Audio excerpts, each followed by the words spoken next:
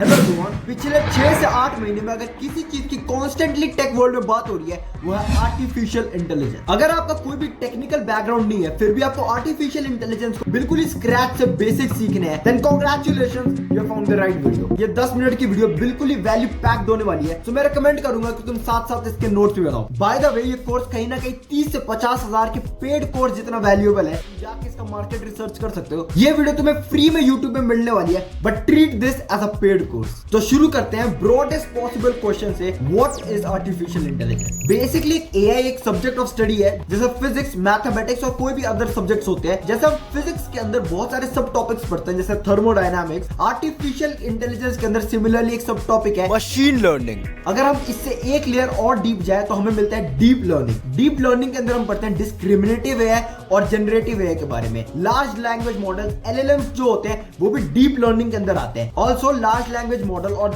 Generative AI के बीच का जो इंटरसेक्शन होता है, उस टेक्नोलॉजी का हम रियल लाइफ में एप्लीकेशन देखते हैं in the form of chat GPT और गूगल बार। वेल, ये था एक बहुत ही ब्रॉड ओवरव्यू कैसे सारे एआई रिलेटेड टर्म्स एक दूसरे से रिलेटेड है। अब हम अच्छे से हर एक लेवल के की टेकअवेज देखेंगे। वीडियो में आगे बढ़ने से पहले अगर आपको मेरे से one on one free consultation related to AI चाहिए, then you can schedule a 30 minutes call with me, link is in the description. Machine learning ऐसा प्रोग्राम है जो इनपुट डेटा का यूज करता है मॉडल को ट्रेन करने के लिए, और वो जो ट्रेन मॉडल है वो प्रेडिक्शंस करता है about the data which it has never seen before. Machine learning को दो कैटेगरीज में डिवाइड किया जा सकता है, supervised machine learning and unsupervised machine learning. जो सुपरवाइज्ड मॉडल होते हैं वो लेबल डेटा का यूज करते हैं। इसमें जो भी डेटा प्रोवाइड किया जाता है वो ऑर्गेनाइज्ड डेटा हो। फॉर एग्जांपल, तुम मॉडल को 10 ईमेल पे ट्रेन करते हो और हर एक ईमेल के नीचे लेबल किया गया कि कौन सा स्पैम है और कौन सा स्पैम ईमेल नहीं है। अब ये करके once the model is trained, तुम एक फ्रेश ईमेल मॉडल को प्रोवाइड कर सकते हो और तुम्हें मॉडल बता के देगा कि ये स्पैम है या नहीं। अनसुपरवाइज्ड मॉडल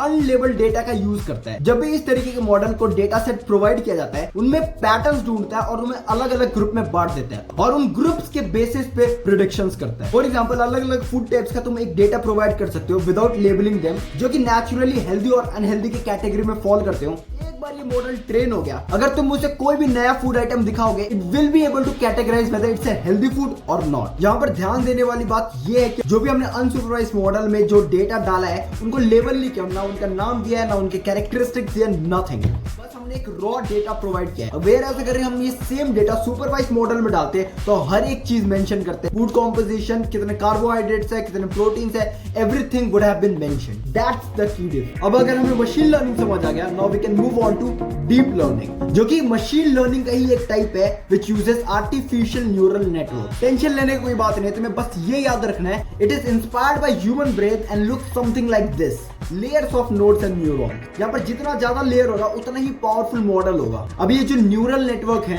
इसके वजह से पॉसिबल हो पाता है सेमी सुपरवाइज्ड लर्निंग। अब ये क्या होता है, ध्यान से समझना। बेसिकली यहाँ पर डीप लर्निंग मॉडल को ट्रेन किया जाता है small amount of label data and large amount of unlabelled data. Example लेते हैं, ज्यादा अच्छे से समझ आएगा। सपोज बैंक को यूज करना है डीप लर्निंग मॉडल ये पता लगाने के लिए कोई भी पर्टिकुलर ट्रांजैक्शन फ्रॉड है या नहीं। अब बैंक के पास इतना टाइम और रिसोर्स नहीं है कि वो हर एक ट्रांजैक्शन को मॉनिटर करे ये फ्रॉड है या फिर नहीं। तो वो क्या करते हैं कि जो भी उनके पास डेटा अवेलेबल है उनमें से 5% डेटा को लेबल कर देते हैं कि कौन सा फ्रॉड है कौन सा नहीं है। इसमें deep learning model basic pattern recognize कर लेता है और कहीं ना कहीं ये लर्न कर लेता है किस तरीके के ट्रांजैक्शन फ्रॉड है और किस तरीके का नहीं। और इस लर्निंग का वो यूज करता है 95% अनलेबल्ड डेटा के लिए। और ये पूरा डेटा सेट हेल्प करता है मॉडल को फ्यूचर में प्रिडिक्ट करने के लिए कि कोई भी पर्टिकुलर ट्रांजैक्शन फ्रॉड है या नहीं। और ये बहुत कमाल की चीज है। अब डीप लर्निंग मॉडल दो टाइप के होते हैं, डिस्क्रिमिनेटिव एंड जनरेटिव। जो डिस्क्रिमिनेटिव मॉडल होता है, it learns from the relationship between the labels of data point, और ये सिर्फ क्लासिफाई कर सकता है उन डेटा को, जैसे फ्रॉड, नॉन फ्रॉड। एग्जांपल लेते हैं,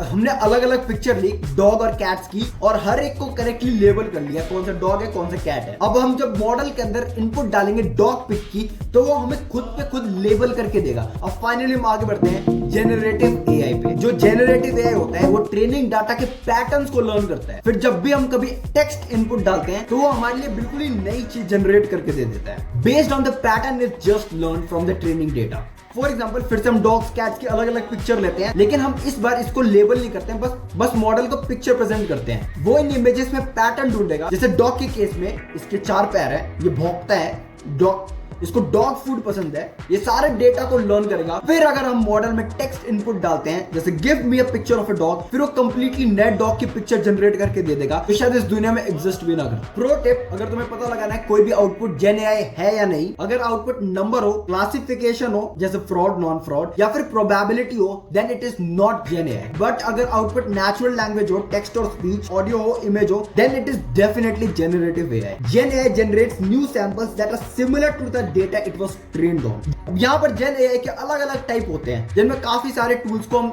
ऑलरेडी जानते हैं। नंबर 1, टेक्स्ट टू टेक्स्ट, यहाँ पर नेचुरल लैंग्वेज का इनपुट चाहिए होता है और आउटपुट टेक्स्ट बेस्ड होता है। For example chat GPT, Google Bard. Number 2, text to image, it is trained on large set of images and generates new images. For example Midjourney, DALL-E, stable diffusion. तीसरा type है text to video, जहां पर तुम text से video generate कर सकते हो और उसे एडिट भी कर सकते हो। इसके कुछ एग्जांपल्स हैं जैसे Google image, make a video etcetera. अगला टाइप है टेक्स्ट टू 3D, जो टेक्स्ट इनपुट से एक 3D इमेज जनरेट कर देता है। फाइनल टेक्स्ट टू टास्क, यहाँ पर तुम टेक्स्ट इनपुट से मॉडल से कोई भी टास्क करवा सकते हो। फॉर एग्जांपल तुम गूगल बार में जाके लिख सकते हो @gmail summarize all my unread emails and it will summarize all the unread emails for you। आगे बढ़ते हैं लार्ज लैंग्वेज मॉडल LLM। सबसे पहले ये मत भूल जाना कि लार्ज लैंग्वेज मॉडल्स भी डीप लर्निंग मॉडल का सबसेट है। देखो LLM और जेन एआई काफी ज्यादा ओवरलैप करते हैं, बट LLM और gen AI are not the same. और इनमें जो मेन डिफरेंस है वो ये है कि जो LLM होते हैं वो प्री ट्रेन्ड होते हैं लार्ज अमाउंट ऑफ डेटा पे और उनको फाइन ट्यून किया जाता है किसी स्पेसिफिक पर्पस के लिए। अगर ये बात सर के ऊपर से निकल गई तो फिर से कुत्ते को अपने कॉन्वर्सेशन में लाते हैं। एक प्यारा सा डॉग है, तुम उसे बेसिक चीजें सिखाते हो जैसे sit, stand,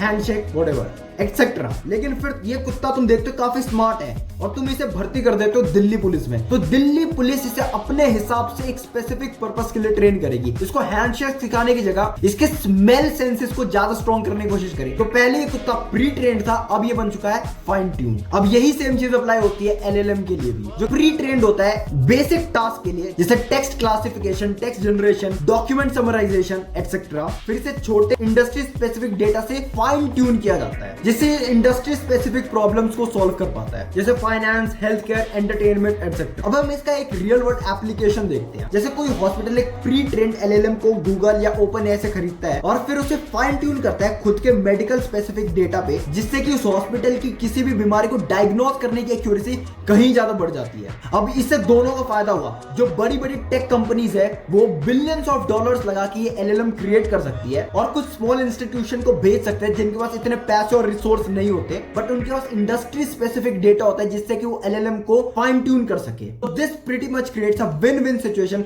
for both the parties. So that's it for today's video, guys. If you enjoyed the video, leave a like, share with your friend, और कमेंट से जाके तुम बता सकते हो अगली वीडियो तुम्हें किस टॉपिक पे चाहिए। And if you want one-on-one guidance from me regarding AI, you can schedule a call with me. Link is in the description.